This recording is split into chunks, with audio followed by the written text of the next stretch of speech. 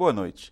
No dia 26 de abril desse ano, a Embrapa, empresa brasileira de pesquisa agropecuária, instalou uma unidade no território de Gana, um país da África Ocidental. Esse fato foi entendido pelo governo federal como uma forma de compensar a histórica relação de exploração que a América teve com a África. Essa ação do governo brasileiro pode nos orientar em como as políticas públicas em pesquisa no Brasil tiveram uma leitura inovadora nos últimos 4 anos. E quem está conosco no Ideias da Aldeia para explicar um pouco sobre os nossos estudos é a diretora executiva da Embrapa, doutora Tatiana de Abreu Sá.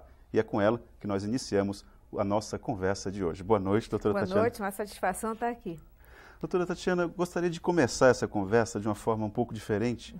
Queria que a senhora explicasse para a gente o que a Embrapa entende hoje ser um cientista ideal. Qual é o perfil de um cientista, de um homem das ciências ideal para os dias de hoje?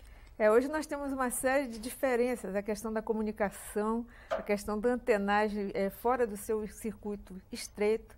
Você não tem mais aquele pesquisador que fica fechado numa sala, sem contato com ninguém e pesquisando o que bem lhe interessa. Tem que ter uma conexão com a realidade externa, a globalização, a questão econômica, social, cultural, enfim. Ele tem que estar visível e disponível. Quer dizer, hoje em dia, os pesquisadores têm que dar, a cada instante, tem que dar depoimento do que estão fazendo, dar uma prestação de contas do que está acontecendo.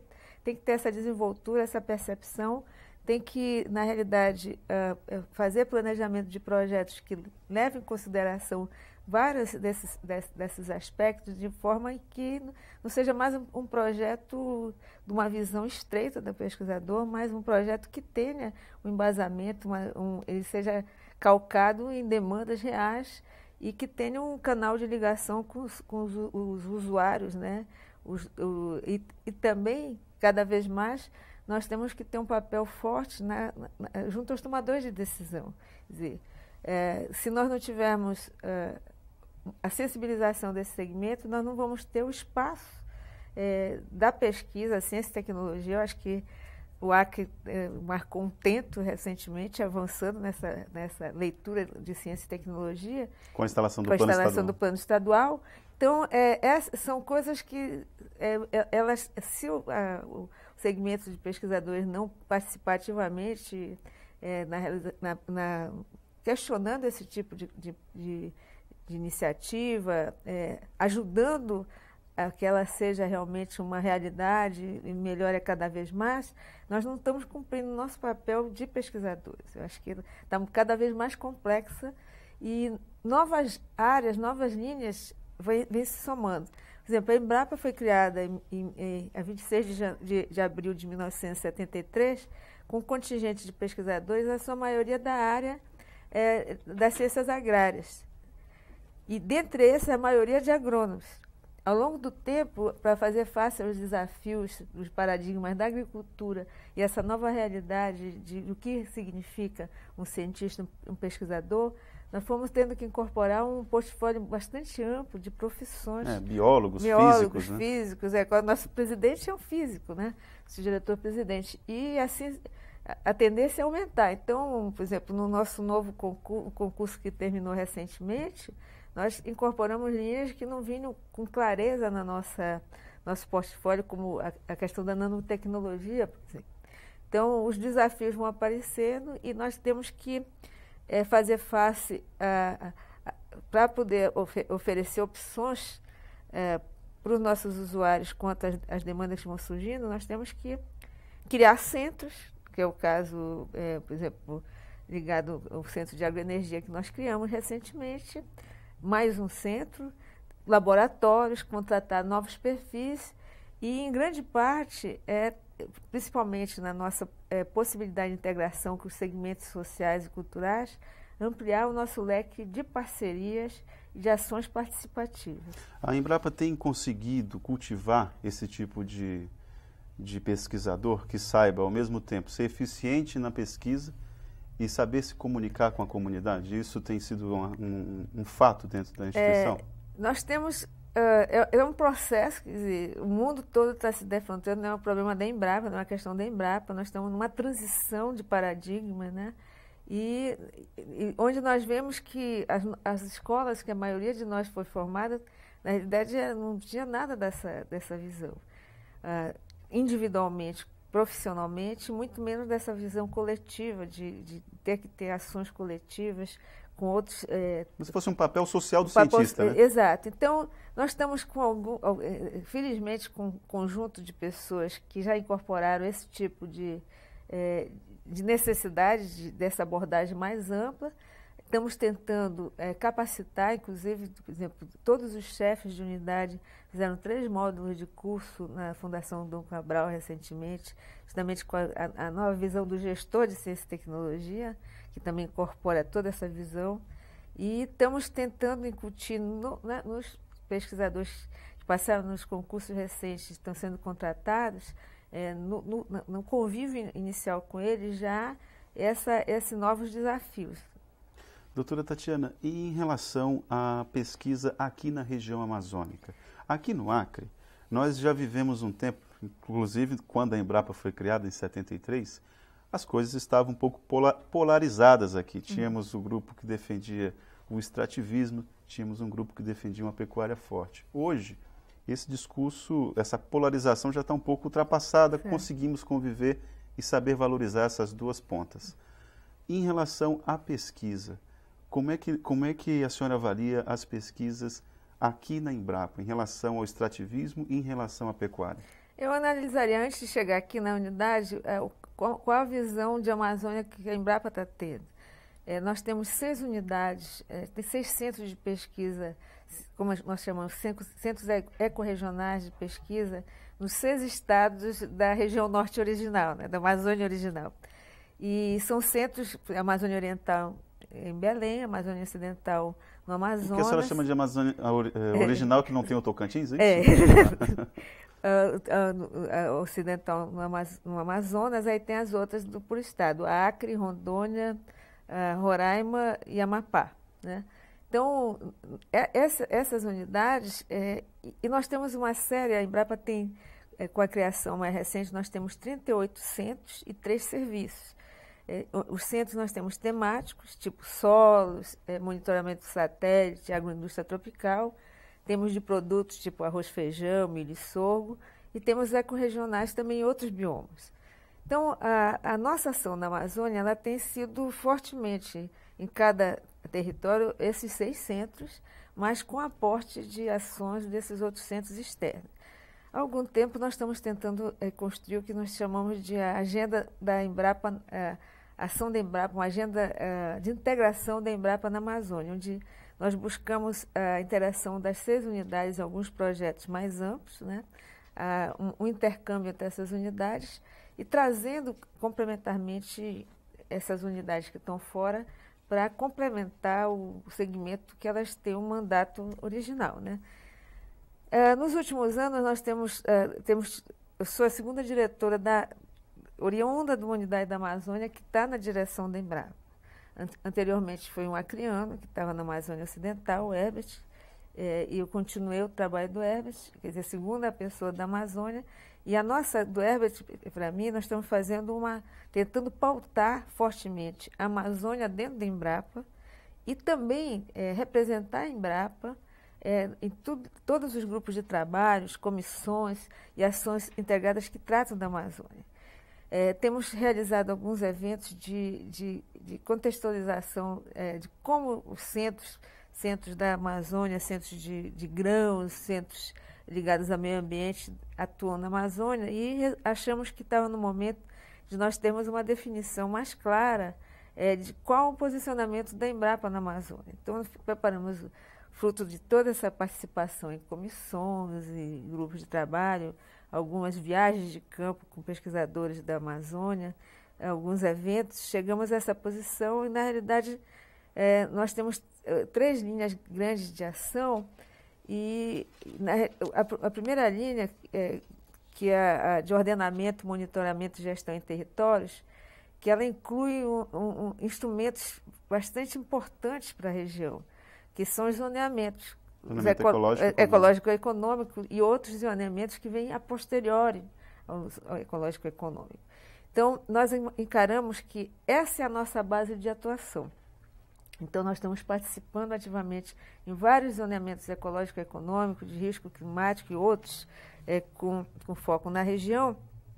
E as outras duas linhas de trabalho, elas, na realidade, são formas de nós viabilizarmos a implementação dos zoneamentos. Se eu tenho um zoneamento ecológico-econômico, eu vou mostrar algumas áreas que vão ser feitas para conservação e uso da floresta. Então, eu tenho que ter técnicas para isso. Tenho que ter técnicas para fazer um manejo florestal madeireiro, não madeireiro. Eu tenho que ter técnicas também para valorar a floresta quanto a serviços ambientais. Tenho que ter técnicas para garantir maior valor aos produtos da floresta, a valoração dos produtos, das cadeias de produção. Então, esse é o segundo bloco de nossa linha de ação. É uma derivação do primeiro. Que ele vai se prestar à implementação do primeiro. Então, esse segundo bloco é justamente a questão de manejo, valoração e valorização da floresta, que é o nosso bloco dedicado à manutenção da floresta em pé.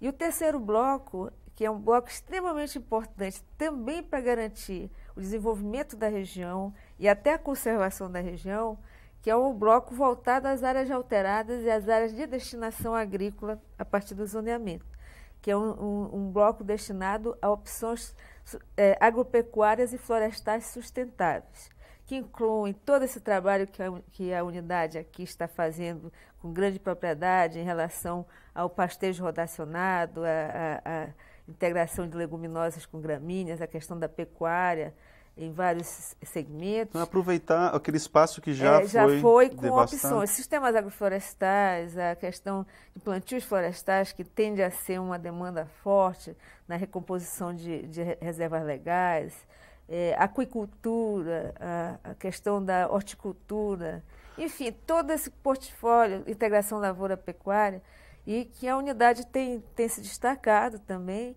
E nesse conjunto nós temos um potencial bastante forte da participação da Embrapa no desenvolvimento sustentável do Estado, da Amazônia como um todo, esquecendo essas dicotomias. Nós temos que trabalhar no grande diferencial da região. O grande diferencial da região é que nós temos que conciliar, porque nós ainda temos o que conservar. Então, o que nós temos que conservar, nós temos que garantir um espaço dedicado aos instrumentos dessa conservação. Mas nós estamos cientes de que essa conservação ela está bastante atrelada à possibilidade do desenvolvimento sustentável nas áreas já alteradas também. Então, nós temos que balancear nossas atividades, que é o que nós estamos tentando, com essa participação. É fundamental que nós participemos. Na questão de ordenamento territorial, zoneamentos, existem várias instituições, inclusive são mandatos estaduais, e a nossa função é ser parte do grupo que está trabalhando.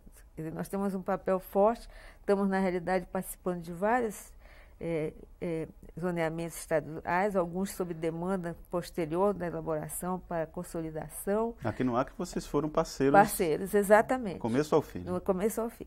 Temos outros centros que estão colaborando, por exemplo, a Embrapa Solos é uma parceira constante na caracterização dos solos, a monitoramento por satélite tem também atuado em algumas situações. Agora, doutora Tatiana, desculpe lhe interromper, mas esse aproveitamento das áreas já degradadas ainda não foi muito bem compreendido. Por exemplo, no Pará, eu me lembro que o governador Jatene sofreu severas críticas em função de ter permitido ou facilitado a cultura da soja em regiões que já foram degradadas. E por que houve tanta polêmica, já que isso também tinha base sustentável?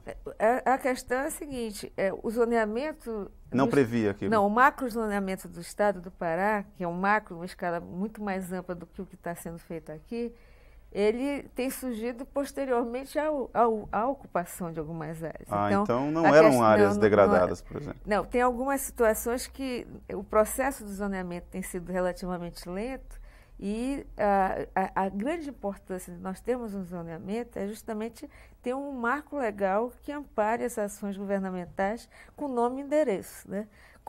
E mostrando as áreas onde a atuação de atividades agropecuárias e de floresta plantada ela seja uma questão legal, uma questão incentivada e com concentração, com uma busca de que não seja uma atividade de baixo potencial produtivo.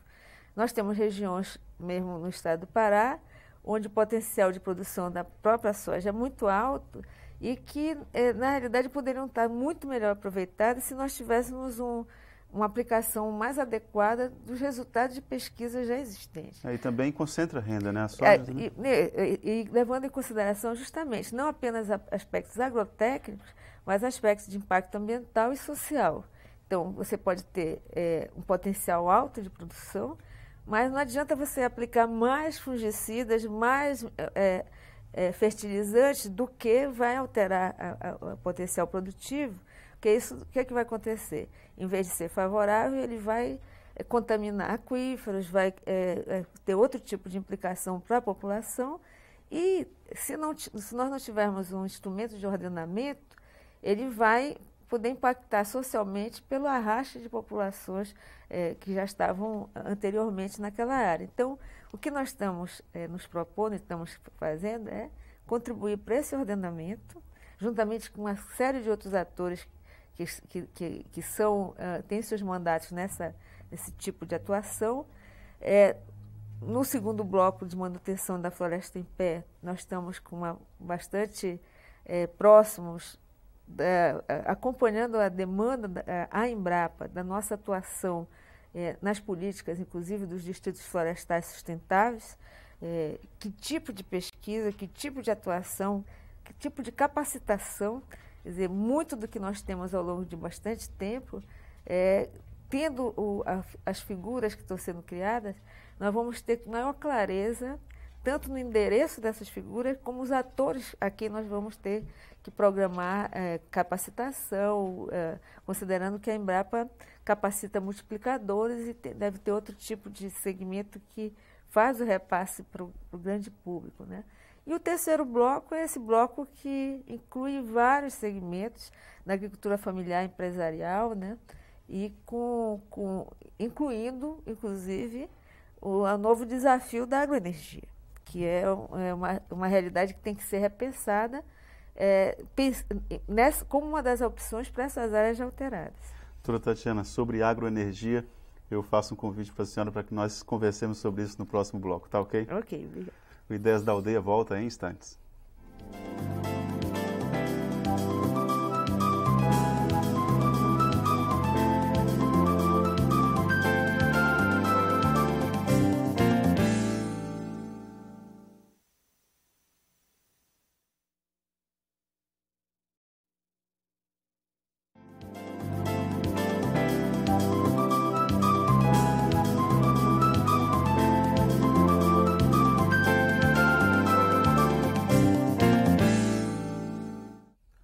Olá, o Ideias da Aldeia está de volta e hoje conversando com a diretora executiva da Embrapa, a doutora Tatiana de Abreu Sá. Doutora Tatiana, nós terminamos o primeiro bloco falando, a senhora citou o termo agroenergia. Gostaria que a senhora explicasse de forma bem sucinta, bem simples, o que é isso? O que é agroenergia? A agroenergia ela surge como uma palavra em que a questão energética, não apenas desse país, mas do mundo, ela passa a ter uma relação bastante forte com a agricultura, né? Como a agricultura como um provedor de insumos que são capazes de substituir o petróleo, né? Os derivados do petróleo e tudo. E nessa linha, o Brasil tem uma série de vantagens comparativas. Doutora Tatiana, só lhe interrompendo, deixa eu só tentar entender. Sim. Uma coisa são os biocombustíveis. Uhum. E a outra coisa são a energia vinda da agricultura. É isso? Por exemplo, eu posso ter um milho que produz álcool, etanol. Exato. Eu posso ter o óleo que produz... O bio não necessariamente é agrícola, né? Agora, se você pensa em agroenergia, você já associa agricultura, agricultura a uma atividade conectada a um segmento que tem uma abrangência... Uma matriz energética. A nível nacional e com possibilidade de se tornar commodity em trocas pela posição relativa do Brasil, que em termos de área, de potencial, em avanço de agricultura tropical, que está bastante associada aos 33 anos de ação da Embrapa, a questão de mão de obra, enfim, tem uma série de atrativos associados ao Brasil, tanto em termos do avanço tecnológico, a questão do álcool, do etanol, como um sonho que se tornou realidade, que está, na realidade, com replicabilidade fora os carros flexíveis, enfim. Então, o Brasil já entra nessa linha com um panorama promissor, mas bastante vulnerável no momento em que várias grandes potências estão entrando nessa busca. Inclusive os Estados Unidos, né? Fortemente e algumas com área para competir, outras já contando com o Brasil em negociações. Então, é um assunto que o Brasil está tendo que entrar de uma forma bastante intensa, né? E uma série de ações têm acontecido, principalmente a partir do ano passado. O Programa Nacional de Agroenergia, que foi lançado em outubro, com 3 ministérios, que a Embrapa participou ativamente, o fundo que está sendo criado, e a Embrapa internamente está se estruturando. Então, ela criou também, agora lançou no dia 26 de abril, no aniversário, a criação de mais uma unidade. Há 17 anos que a Embrapa não criava um centro. Então, está criando um centro de agroenergia, que vai ter a sede em Brasília. E, na realidade, ele não vai ser um centro com toda a estrutura dos demais, mesmo porque, nesse momento, nós temos 12 unidades que já atuam em segmentos ligados à agroenergia. A ideia é que ele seja um centro assim, que ele tenha um papel irradiador e de estratégias nacionais da nossa atuação nessa vertente de agroenergia. Estamos com o edital, até dia 1º estamos aceitando inscrições de pesquisadores para se candidatarem à chefia do novo centro, né? Está sendo criado. Onde é esse centro? Eu comentei que é em Brasília, que tem o caráter de ser em Brasília, mas que ele vai, na realidade, ser representado pela nossa rede de centros, que muitos que já atuam. Por exemplo, a questão da mamona tem sido bastante trabalhada pelo Centro de Algodão, outras oleaginosas. Temos centro de Dendê em algumas unidades da Amazônia, e assim vai. Nós já temos vários centros atuando. Está faltando um pensamento de agroenergia em cima do tema que nós estávamos tratando de uma forma bastante dispersa. Centro de soja, por exemplo, tem um segmento forte, né? E em cima disso nós estamos procurando também figuras que nos viabilizem a criação de parcerias com o setor privado e outros, para poder ter figuras tipo... que permitam arranjos institucionais envolvendo outras instituições governamentais e não governamentais.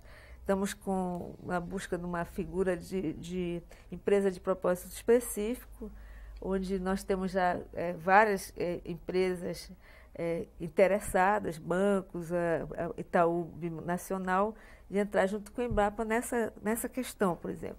Até porque os bancos também investem muito no mercado de commodities, de Exato. produção, então para eles é interessante. Né? Por exemplo, nessa questão de agroenergia entra a questão de florestas energéticas. Nessa questão de florestas energéticas nós temos já um potencial parceria com o pessoal ligado à siderúrgica, com a própria MDA, que está interessado na produção de florestas energéticas em assentamentos, né? Na questão dos assentamentos florestais também. Enfim, é um terreno amplo, né? E que o Brasil está encarando como uma questão de Estado, né? Como os Estados Unidos também estão encarando, inclusive trazendo para as suas respectivas casas civis a grande questão como uma questão de segurança para o futuro. Né? Doutora Tatiana, essa questão de Estado que a senhora colocou aí, Houve uma mudança estratégica do governo federal, uma mudança de postura em relação a isso nos últimos anos? Nós estamos acompanhando justamente essa questão da palavra agroenergia, o papel da agroenergia, ela tem surgido globalmente com maior intensidade nos últimos três anos, principalmente. E o Brasil tem reagido nesse sentido na criação de todas essas figuras do plano e a própria ministra Dilma Rousseff puxando para estrategicamente para a Casa Civil essa discussão por entender o que representa o Brasil em termos internacionais, o que potencial nós temos, e está no momento de nós termos apenas um provedor de matéria-prima para os outros países, ou de terras para os outros países produzirem, ou nós temos realmente protagonismo no avanço da própria tecnologia, e justamente o que nós pensamos é de como a Embrapa pode ser um componente, como uma empresa de governo, ela pode ser um componente dessa postura que o Brasil está tomando, no protagonismo realmente bem amplo na questão de agroenergia em termos globais. Há espaço, já que se trata de uma ação de governo, há espaço para uma aproximação institucional com outras empresas, empresas da iniciativa privada mesmo, que queiram investir nisso? Como eu comentei para você, nós estamos em busca de uma figura, empresa de propósito específico, inclusive já existe algumas adesões, né? Estamos, na realidade, tentando avaliar e tentar resolver os entraves de natureza jurídica da criação desse tipo de figura. Existe também outro tipo de figura que surge com grande possibilidade, inclusive multiatores, que são os clusters de agroenergia, onde você tem a produção agropecuária já atual, o interesse de alguns produtos ligados à agroenergia e a possibilidade do avanço do aproveitamento de biomassa, novos aproveitamentos de energia a partir da biomassa que vão surgindo, e a possibilidade da organização desse conjunto de atores, reforçando a produção de agroenergia em regiões que já atualmente, algumas delas já produzem, por exemplo, nas regiões que produzem etanol, ou a questão do biodiesel, né? E de como melhor aproveitar mais integralmente os produtos. Você tem o quanto aproveita, por exemplo, de óleo na soja, e tem uma série de outros que seriam subprodutos. Como garantir que no espaço você tivesse criação ou outros tipos de atividade que garantisse o uso mais integral daquele produto, daquele subproduto. Então, são figuras que elas estão surgindo, elas representam desafios não apenas da pesquisa em si, mas da busca de arranjos para viabilizar economicamente, socialmente, né? Como encarar territórios para a produção de agroenergia, pensando nesse equilíbrio ambiental e no equilíbrio social. São desafios que estão aí pela frente. Doutora Tatiana, a senhora é uma pesquisadora ligada à Embrapa do Pará, é isso? Originalmente sou da Embrapa Amazônia Oriental. A sua presença na diretoria executiva é representativa. A senhora, de certa forma, comanda as pesquisas, ou então tem uma visão geral da pesquisa em todo o país ligada à Embrapa. Ainda existe polarização para a região sul e sudeste, em detrimento das regiões norte e nordeste? Ainda há um envio de recursos, uma concentração de recursos na região sul e sudeste? A Embrapa, o Brasil para tudo é um desafio imenso, um tamanho que tem, com a diversidade ambiental e cultural, e a Embrapa, ao longo do seu tempo, né, a representação sobre a Amazônia não foi bastante forte, né? Então a gente está e o foco de agricultura na Amazônia, ele também teve inicialmente o interesse de agricultura na Amazônia, ela não tem a visão desse momento. Nós estamos num momento tem visão sustentável, né? Não tinha, né? Não tinha. Nós temos áreas que precisam de um olhar agrícola na Amazônia. Elas estão áreas alteradas, áreas em processo de degradação, existe uma série de assentamentos, tem uma série de atores. A Amazônia não é um vazio, são 23 milhões de pessoas, né? Onde o segmento agrícola é um segmento importante, inclusive para garantir a continuidade do setor florestal, né? das florestas em pé. Então, o que nós temos que trabalhar, que estamos tentando avançar, é a gestão da diversidade. E essa gestão da diversidade, ela passa por compreender coisas como a dificuldade de chegar ao Acre. Já foi muito mais fácil anteriormente, onde nós tínhamos mais linhas de voo para cá, com uma frequência muito mais lógica e rotas mais lógicas. Entender que não apenas o Sul-Sudeste, no Nordeste é muito mais fácil, às vezes, de se executar pesquisas do ponto de vista logístico, entender as diferenças dos desafios de uma comunidade, da manutenção de pesquisadores no Acre, em Roraima, comparado com em Maceió, em Pernambuco, em outros estados do Nordeste ou na região do Pantanal, né?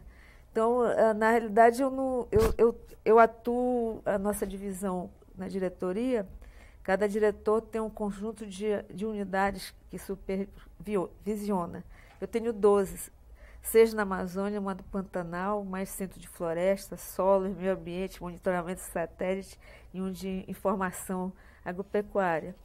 E o que eu tentei um conjunto de unidades que tivessem a ver com ambiente e biomas que tivessem ainda o que conservar bastante, que é a Amazônia e Pantanal. E se você imaginar, como um todo, nós temos não apenas a questão de recursos. Acho que a de recursos, às vezes, ela não diz todo. É a percepção do que leva a uma demanda, às vezes, maior de recursos. O mesmo tipo de pesquisa realizada, por exemplo, no estado de São Paulo, em termos de deslocamento, e uma pesquisa realizada na Amazônia.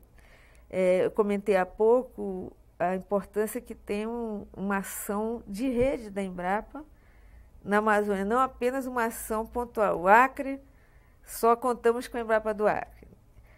O Acre pode ser beneficiado trazendo pesquisadores das outras unidades da Amazônia e de outros centros. Só que isso requer recursos que são diferenciados do que se eu tivesse a mesma coisa no Nordeste, por exemplo, onde as estradas são fáceis, as distâncias são pequenas, o acesso é fácil. Então, essa percepção da diversidade. E nós estamos, inclusive, com um grupo de trabalho na Embrapa, justamente que ele começou com um questionamento sobre gênero, e hoje ele é um grupo de trabalho que está organizando uma ação nossa em prol de olhar a diversidade mais ampla, que ela inclui todas essas perspectivas. Correto. Doutora Tatiana, gostaria de agradecer a sua presença aqui no Ideias da Aldeia e parabenizar pelo trabalho e contar com a sua presença e, quem sabe, com o doutor Silvio, próxima vez que ele vier ao Acre, vir aqui também no Ideias da Aldeia prestigiar o nosso programa. O prazer é todo meu, está um estado que eu admiro bastante, a percepção, que é o estado que dá peso às várias potencialidades que ele tem. Correto. Fale para o doutor Silvio Crestana que assim que ele tiver tempo, que ele venha aqui para o Ideias da Aldeia, que será muito bem-vindo. Garanto que ele teria o máximo prazer de estar aqui. Obrigada. Eu que agradeço. Bom, e o Ideias da Aldeia de hoje fica por aqui. Obrigado pela sua atenção e até o próximo encontro. Até lá.